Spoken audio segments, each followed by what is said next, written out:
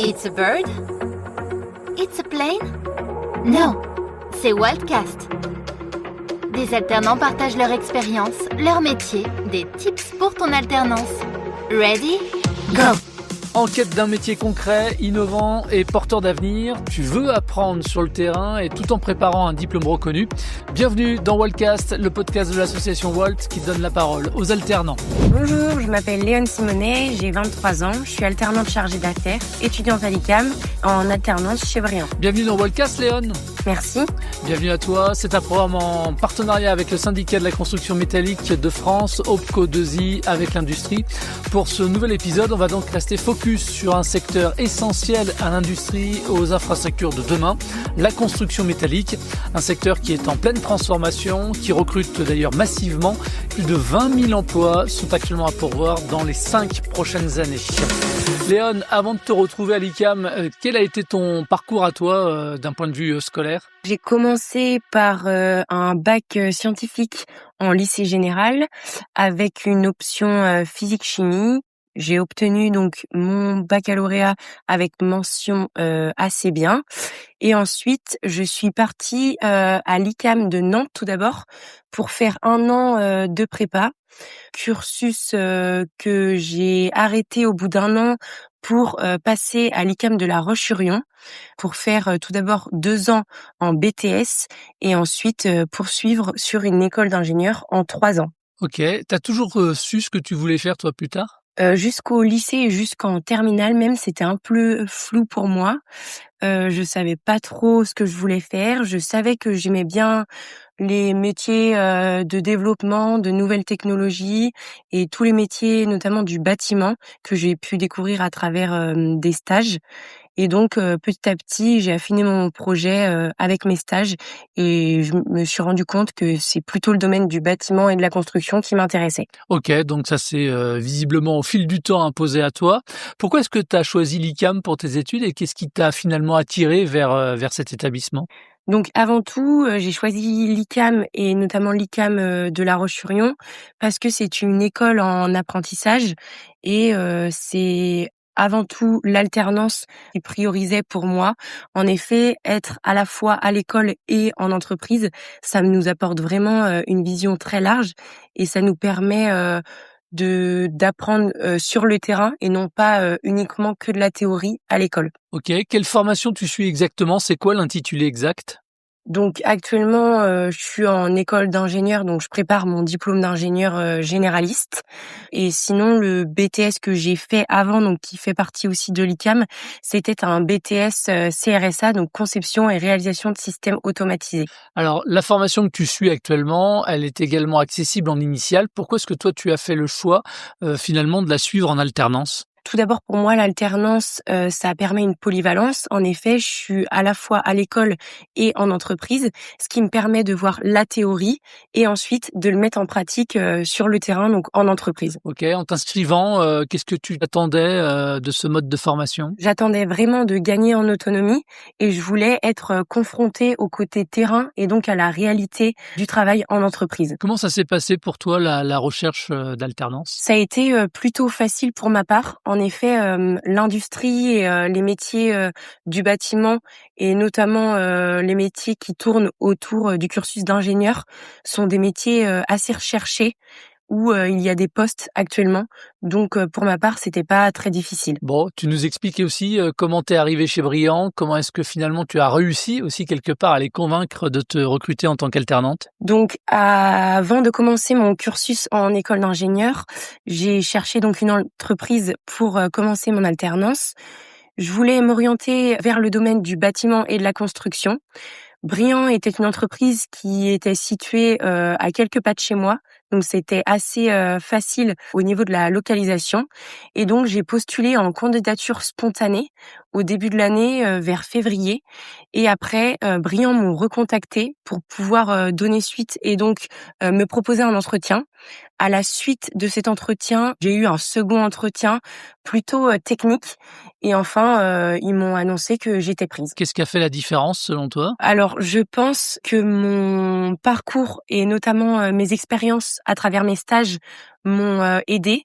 Et Briand est aussi une entreprise qui regarde énormément les valeurs. Il faut que chaque salarié soit accordé avec les valeurs humaines que Briand souhaite transmettre. En quelques mots, est-ce que tu peux nous présenter Briand? Qu'est-ce que vous faites concrètement? C'est une entreprise qui se différencie en différentes entités. Tout d'abord, il y a Briand Métal, l'entité pour laquelle je travaille.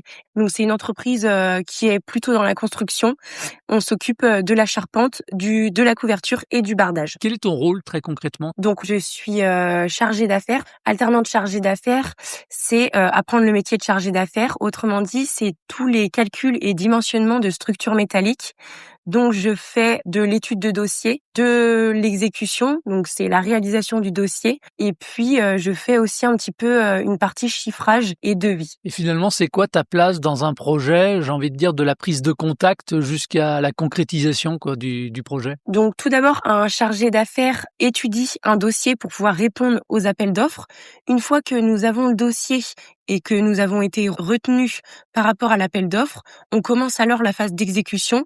Donc, nous faisons tous nos calculs et nous dimensionnons nos structures.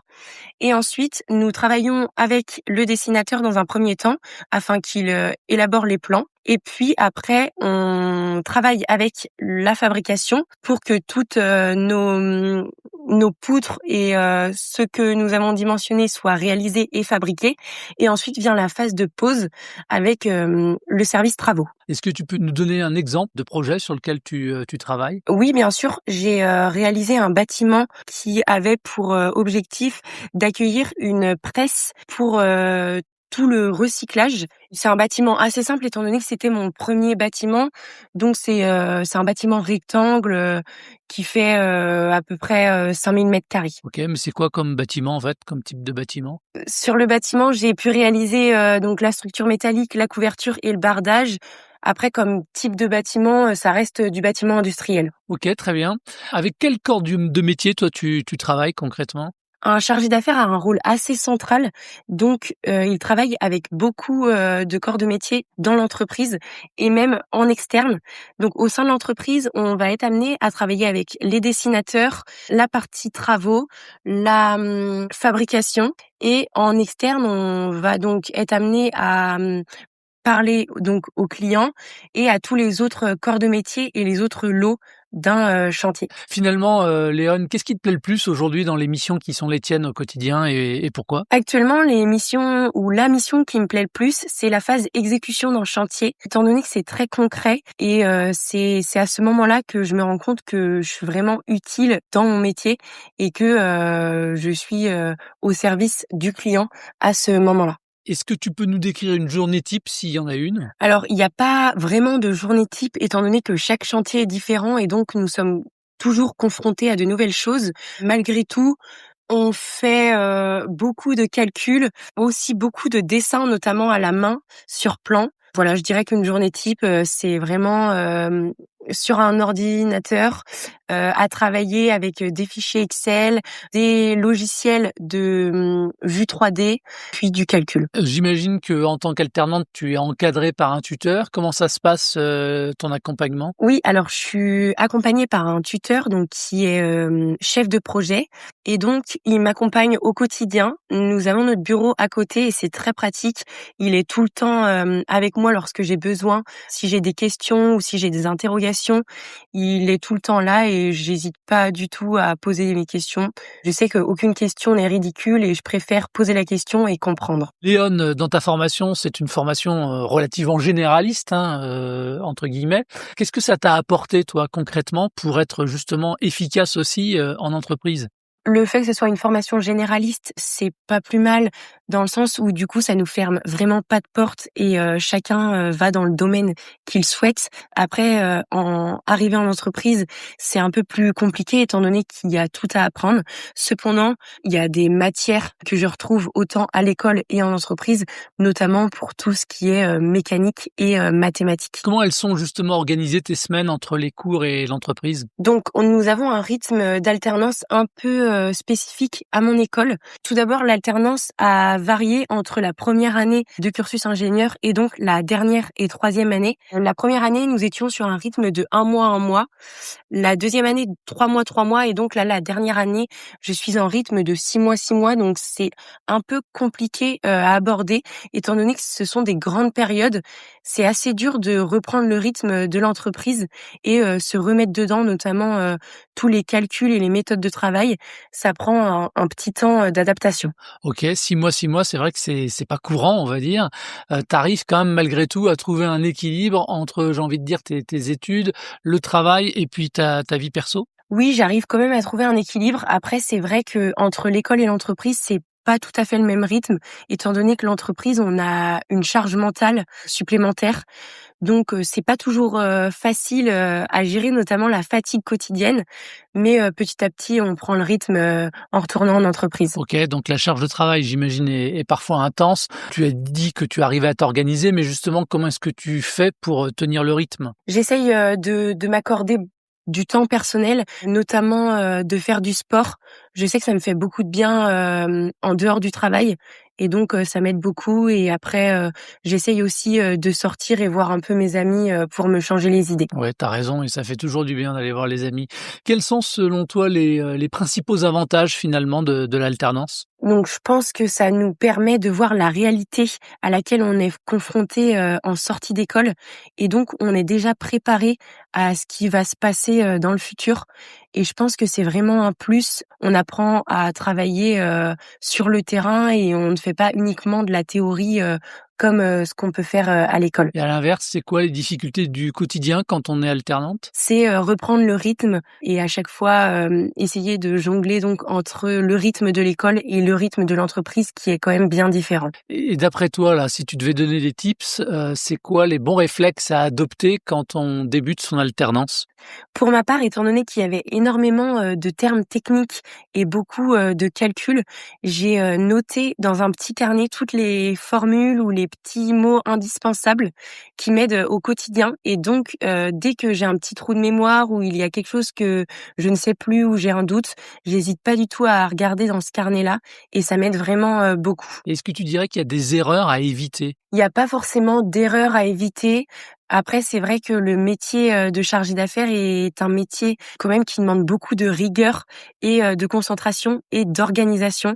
Donc, c'est très important de planifier, notamment le travail. Et avec le recul, Léon, qu'est-ce que tu dirais finalement que l'alternance t'a appris sur toi-même? Je pense que ça m'a apporté beaucoup de confiance en moi. En effet, je me suis rendu compte que j'étais capable de faire et j'étais capable de me dépasser au quotidien. Donc, je dirais que oui, ça m'a apporté vraiment de la confiance en moi. Avant d'y entrer, toi, t'avais quelle image justement de la construction métallique? C'était un secteur que je ne connaissais pas du tout. C'était totalement inconnu pour moi. Donc, j'ai dû tout apprendre de A à Z, notamment au début avec le vocabulaire.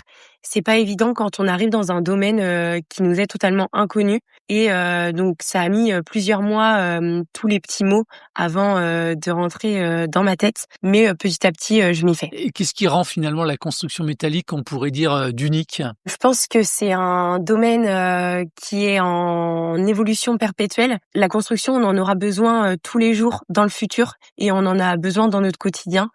Donc, c'est ce qui fait que la construction métallique est unique. Alors la construction métallique, on va pas se mentir, elle est souvent perçue comme ça, en tout cas de l'extérieur, comme un univers plutôt masculin. En tant que jeune femme, comment est-ce que tu vis le fait, toi, justement, d'évoluer dans ce secteur au quotidien? Donc, le fait que ce soit un secteur plutôt masculin n'a jamais été un frein pour moi et ne m'a jamais fait peur. Et ça s'est confirmé de par mon expérience en entreprise et sur le terrain. En effet, lorsque je suis amenée à aller sur les chantiers, je suis confrontée en grande majorité face à des hommes et ça s'est très bien passé. Au contraire, ils étaient justement là pour m'accompagner et m'aider. Ils étaient plutôt aux petits soins pour moi que l'inverse. Donc, bien au contraire. Bon, bah écoute, tant mieux, on est ravis de l'entendre. C'est quoi, toi, pour toi, les qualités essentielles finalement pour réussir dans ce secteur? Selon moi, il faut être donc organisé, méthodique et très rigoureux quand on veut travailler en tant que chargé d'affaires. C'est un métier qui demande surtout énormément d'organisation.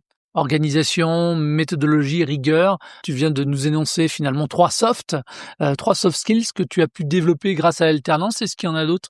Oui, tout à fait. Donc, c'est les skills que j'ai pu développer et j'ai aussi pu développer la prise de parole, notamment lors de réunions. Et c'est quelque chose que j'avais du mal à faire en arrivant chez Briand. Et petit à petit, je me sens plus à l'aise. Et justement, tiens, une petite question comme ça. Est-ce que tu dirais que l'alternance t'a permis, toi, de te sentir peut-être plus légitime, plus vite, en tout cas dans ton métier? Oui, tout à fait. Et je pense que ça m'aide beaucoup au quotidien, notamment dans le fait que je prends davantage confiance en moi à travers toutes mes missions que je peux faire en entreprise. Léon, c'est quoi pour toi maintenant les perspectives d'évolution de carrière? Donc chez Briand, je sais qu'il y a énormément d'évolutions possibles d'un métier à un autre ou d'un secteur à un autre. Après, en tant que chargé d'affaires, les perspectives d'évolution, ça peut être chef de projet ou alors après, ça va être plutôt au niveau de la direction. Et ton contrat aujourd'hui en alternance pourrait très bien se transformer donc en contrat à durée pérenne. Oui, tout à fait. Lorsque Briand fait passer ses entretiens pour l'alternance, il promouvoit beaucoup le fait que si il nous forme pendant plusieurs années, c'est dans le but que l'on reste après chez eux en CDI. Bon, je sais que c'est pas toujours évident, mais je vais quand même te demander d'essayer de le faire, de te projeter dans les années à venir, à 5 ans, 10 ans, je sais pas. Est-ce que tu te vois rester dans le secteur de la construction métallique? Tu te vois évoluer comment, en fait? J'aimerais beaucoup rester dans ce secteur de la construction métallique. C'est un secteur qui me plaît vraiment et dans lequel je suis loin d'avoir fait le tour. En effet, c'est un secteur assez vaste et très divers et varié au quotidien, étant donné que chaque dossier est différent. Donc, je me vois évoluer dans ce secteur-là pendant plusieurs années. Après, pour l'instant, rester chargée d'affaires parce que j'ai encore énormément de choses à découvrir. Et une fois que tu les auras toutes découvertes, ces choses-là, si toutes les portes étaient grandes ouvertes, le rêve ultime, ce serait quoi en termes de carrière ou de poste ou de job? Le rêve ultime, je pense que ce serait donc forcément d'évoluer tout d'abord vers le métier de chef de projet et après avoir pourquoi pas la direction, mais c'est pas du tout dans mes projets dans un futur proche. Ok. Léon, une dernière question avant de te remercier. Quel conseil, toi, tu donnerais justement à un jeune qui hésite encore à rejoindre ce secteur et en alternance? Alors, selon moi, si je devais dire une chose, ce serait de pas hésiter. En effet, c'est un secteur qui ouvre énormément de portes et qui est très vaste et très divers et varié au niveau des missions.